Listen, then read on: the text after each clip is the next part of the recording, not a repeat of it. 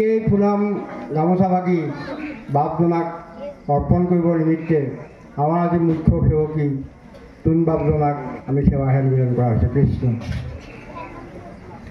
কৃষ্ণ হৰি ৰাম কৃষ্ণ। কৰ্মী বাপজনা আমি আশু আৰোগ্য কামনা কৰা হৈছে আৰু অনাগত সময়তো যাতে বাপজনাই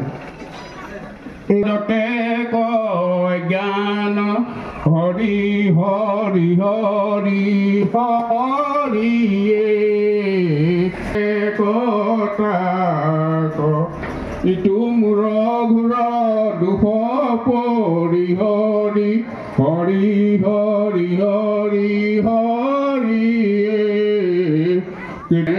ৰাখায় আমাক ৰাম কৃপা মই কৃষ্ণ চৰণে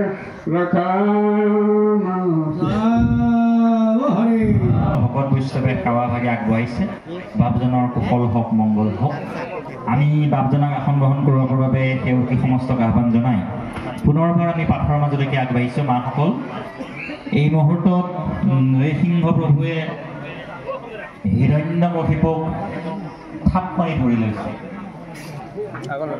ইতিমধ্যে দেৱতাসকল চিন্তিত হৈছে, পাৰিবনে নোৱাৰে এইজন জংঘা হিৰণ্যকশিপুক পেলাই।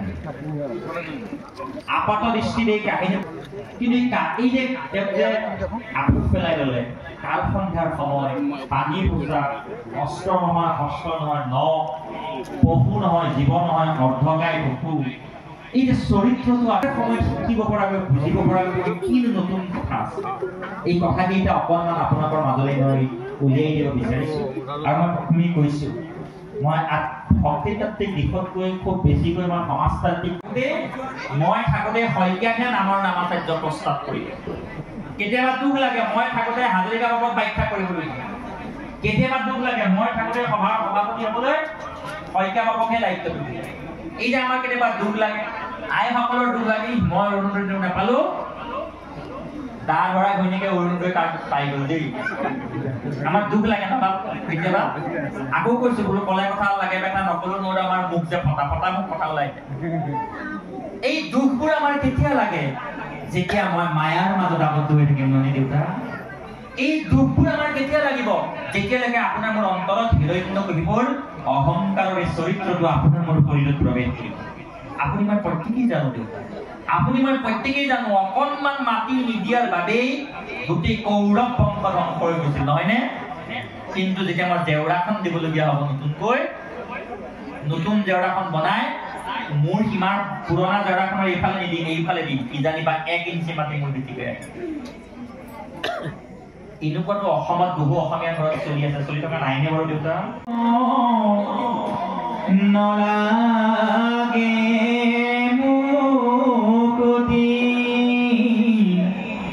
তোমাৰ চৰণে মাত্ৰ থাকুক ভকতি। মোক ভোকো নালাগে, মোক ভোকো নালাগে দেউতা, মোক ভোকো নালাগে, মোক ভোকো নালাগে, মোক মুক্তিও নালাগে। 5 প্ৰকাৰৰ মুক্তি: সালুক্য, সাধুৰ্য, সাৰূপ্য, সামীপ্য, লীন বা নিৰ্বাণ। এই 5 প্ৰকাৰৰ মুক্তি পৃথিৱীৰ সকলো মানুহে বিচাৰে, কেৱল কেৱল কেৱল মাত্ৰ কেইজনমান মানুহে নিবিচাৰে। কোন কেইজন? যিকেইজন ভকত হৈ গৈছে। কথা কাম ক'ব নোৱাৰে, কাম পাৰিবনে? সেৱকৰ কাম কি হ'ব মা? সেৱকৰ কাম কি হ'ব মা? নমাগু আমাৰ দৰে প্ৰাৰম্ভিক পৰ্যায়ৰ সেৱকসকলৰ বাবে প্ৰথম পৰ্যায়ত সেই সগুণ সাগৰ কৃষ্ণ দেখুৱাইছে, যিজন কৃষ্ণই ভগধামৰ গোপীসকলৰ সৈতে ৰাসক্ৰিয়া কৰিছিল, যিজন কৃষ্ণই কংসক বধ কৰিছিল, যিজন কৃষ্ণই পুতনাক বধ কৰিছিল, যিজন কৃষ্ণই গৰু চৰাইছিল, যিজন কৃষ্ণই গোবৰ্ধন ধাৰণ কৰিছিল। এই যে সগুণ সাকাৰ সেইজন কৃষ্ণৰ কথা ভাবোতে ভাবোতে ভাবোতে ভাবোতে আপুনি মই নিৰ্গুণ নিৰাকাৰ কৃষ্ণ তত্ত্বত লীন যাম। আৰু সেইটা মহাভাগৱত। এয়া ভাগৱত ইয়াৰ এটা কি ভাগৱত আৰু এই ভাগৱততকৈ শ্ৰেষ্ঠ ভগৱান মহাভাগৱত যিসকল উত্তমৰো উত্তম ভকত এই যে মহাভাগৱত হ'বলৈ আপুনি মই যাব লাগিব মা ঘৰত এনেকুৱা ধৰণৰ অনুষ্ঠান আয়োজন কৰাৰ মানুহৰ সংখ্যা বহুত কম হ'ব আৰু এইটো অদ্বিতীয় এইটো কাৰণে কৈছোঁ যে তেখেতৰ জীৱনত তেখেতে যিমানখিনি পুণ্য অৰ্জন কৰিছে তাতকৈ যদি বেছি পুণ্য অৰ্জন কৰিছে যে তেখেতৰ চোতালত আমি আহি এই যে সময় আমি যে হৰিনামৰ কথা শুনিছোঁ ইয়াত এটা পজিটিভ ভাইব আমি ক্ৰিয়েট কৰিছোঁ যাৰ জৰিয়তে আমি অঞ্চলটো ঠাইডোখৰ আৰু সেৱকী আৰু আমাৰ নিজৰো আমি ভগৱানৰ লগত বা ভগৱানৰ গুণানে কীৰ্তনৰ জৰিয়তে আমি জীৱনত কৰা পাপবোৰৰ ক'ৰবাত ন ক'ৰবাত অকণমান মোচনো কৰিছোঁ। কৃষ্ণ জয়গুৰু শংকৰ আমাৰ কোনোবা এই মহান অনুষ্ঠানভাগ আমি আজি 5 বছৰ দিনে ইয়াত 3 দিনীয়া বা 5 দিনীয়া কাৰ্যসূচী অনুষ্ঠিত কৰি আছোঁ কিন্তু এই অনুষ্ঠানভাগত যেতিয়া আমি ভকত বৈষ্ণৱ আহে ভকতৰ যেতিয়া সাগৰৰ গতে সোঁত বয় তেতিয়া আমাৰ হৃদয়ত এটা চকুৱেদি আনন্দৰ অশ্ৰু নিগৰি আহে আৰু আমি সেই ভকত ভগৱন্তৰ যিটো মুখৰ অমৃতময় বাণীৰ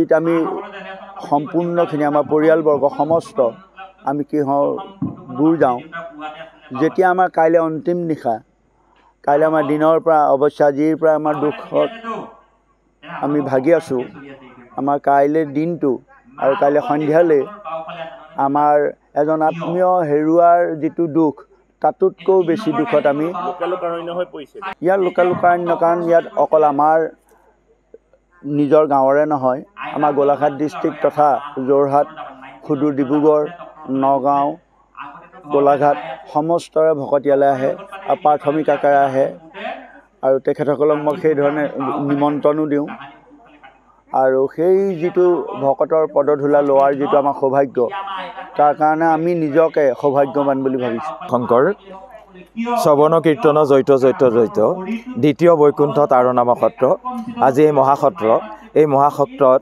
দ্বিতীয় বৈকুণ্ঠলৈ পৰিণত হৈছে।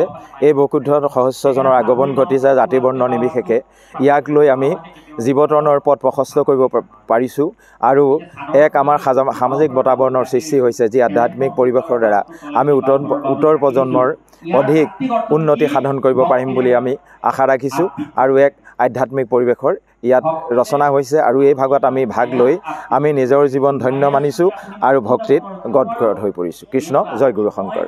দেখা যায় যে হয় জুবিন গাৰ্গ ডাঙৰীয়া আমাৰ অসমীয়া জাতিৰ প্ৰাণ অসমৰ মহানায়ক কাৰণ যিজনে অকল আমাৰ অসমতে আবদ্ধ নাথাকি বিশ্বৰ কোণে কোণে তেখেতৰ যি সংস্কৃতিৰ ধাৰা তেখেতৰ যি সামাজিক চিন্তাধাৰা মানৱ দৰদী তেখেতৰ যি কাৰ্যাৱলী তেখেতৰ যি জীৱ জন্তুৰ প্ৰতি তেখেতৰ মৰম স্নেহ আৰু তেখেতৰ যি কিবা এটা কৰাৰ দুৰ্বাৰ হেঁপাহ সেই সমস্তখিনিক আমি ইয়াত স্মৰণ কৰিছোঁ আৰু তেখেতে যাতে এই অনুষ্ঠানৰ জৰিয়তে তেখেতৰ বৈকুণ্ঠত স্থানপ্ৰাপ্তি হয় তাৰ বাবে আমি সেৱা ধৰিছোঁ ভগৱন্তৰ চৰণত আৰু তেখেতৰ আদৰ্শ যাতে অসমৰ বিশ্বত বিয়পি পৰে আৰু তেখেতৰ আদৰ্শৰে অনুপ্ৰাণিত হৈ আমি যাতে এটা জাতিৰ উত্তৰণ ঘটাব পাৰোঁ তাৰ বাবে আমি সমস্তজনে ইয়াত কামনা কৰিলোঁ।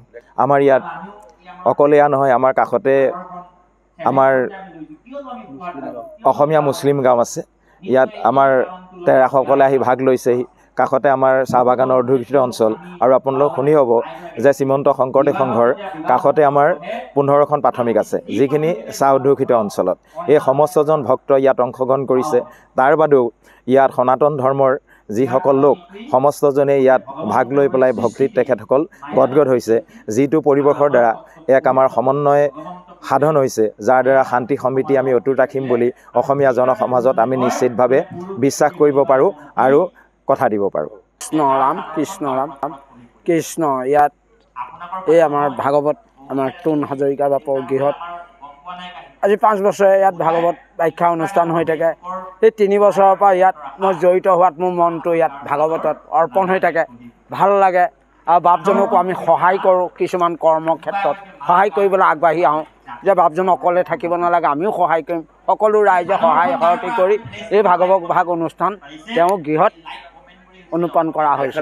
আমি নাই পোৱা আজিলৈকে দেই বাপ, আমি নাই পোৱা। হয়, সেইটো আমাক নাই কোৱাও নাই, আমি সেইবোৰ শুনাও নাই, আৰু শুনিছে যদি কোনোবাই কিবা কৈছে কৈ থাকক, আমাৰ দৰকাৰ আমাৰ প্ৰভুৰ লগতহে মিলন হ'ব লাগে। ভগৱন্তক আমি ভাল পাওঁ, আমি ভকতক দৰ্শন কৰোঁ, সেয়াই আমাৰ বহুত। হয়, মই জয়তে আপোনালোক সমূহ বা পাই সমস্তলৈ মই আন্তৰিক ভক্তিভাৱ শ্ৰদ্ধা জনাইছোঁ। আজি মই সঁচাকৈ বৰ আনন্দিত হৈছোঁ, কিয়নো এই ভালেমান দিন মই শাৰীৰিক অসুস্থতাৰ কাৰণে ক'তো ভকতৰ সংগ ল'বলৈ অসুবিধা পাইছিলোঁ। আজি সঁচাকৈ ইমানেই আনন্দিত হৈছে যে আমাৰ পৰম শ্ৰদ্ধাৰ অমলেন্দ্ৰ বাপে মোক যি আদৰ সম্ভাষণ জনালে, সঁচাকৈ মই বহুত সুখী। আৰু এই অনুষ্ঠানটোত মই আহি সদায়েই ভাল পাওঁ, কিন্তু নিজে প্ৰতিটো কথাই অন্যৰ ওপৰত নিৰ্ভৰ কৰিব লগা হয়, সেইকাৰণে কিছুমান কথাত আহিবলৈ অসুবিধা হয়। তো যিমানখিনি চেষ্টা কৰা যায়, সুবিধা হ'লেও মই প্ৰায়ে আহোঁ। গতিকে অনুষ্ঠানটোত মোক খুবেই ভাল লাগিছে। হুইল চেয়াৰ মানে উঠিব নোৱাৰিলোঁ, মই এনেই বাকী হাত ভৰিকেইটাতহে হেৰি আপোনাৰ কাম নাই, কিন্তু বাকী সমস্ত মোৰ এই মনটো সঁচাকৈ ভাগৱত ধৰ্ম বা যিকোনো অনুষ্ঠানৰ লগতে মোৰ সদায় বিলীন হৈ থাকিব বিচাৰোঁ। আৰু কি কয় আপোনাৰ নামটো? মোৰ নাম শ্ৰী সৰ্বেশ্বৰ কুৰ্মী, ঘৰ ফেটা বস্তি।